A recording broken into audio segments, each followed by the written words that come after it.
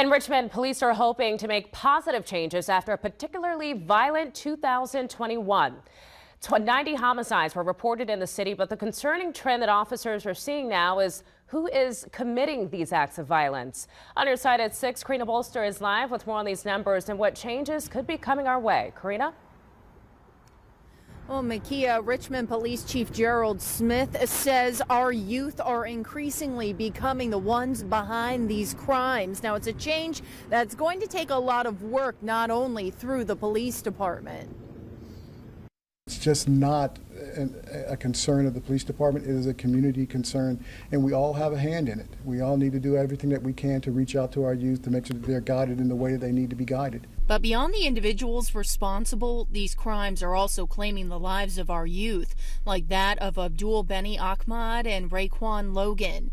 The two were killed during a quadruple shooting off 9 Mile Road in November. We have no idea what kind of contributions this 9-year-old or the 14-year-old would have done or given to the city, given to the world itself, but this was a senseless act of violence. Those acts of violence increasing within the last 3 months of 2021. 33% of the overall homicides happened in that time frame.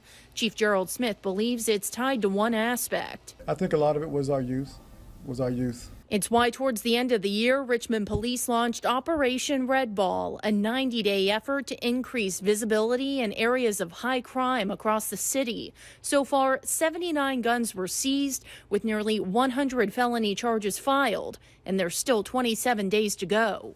We have seen somewhat of a decrease in our youth and involved in some of these crimes as well. When it comes to other violent crimes, rape, robberies, and aggravated assaults decrease compared to the last few years. But another area of concern that ties back to the increasing trend with young people is gun thefts. We recovered 947 guns last year. Over half of those were stolen. People need to hold on to their property and be responsible for what happens to their property. That is one reason why. How are they getting into the hands of kids? Because they're being stolen. Okay, straw purchases as well too. It's a point. Again, Chief Smith says he's committed to working with Richmond schools to address this ongoing problem, but says community engagement does need to happen. Live it on your side in Richmond, Karina Bolster, NBC 12 News. All right, thank you, Karina.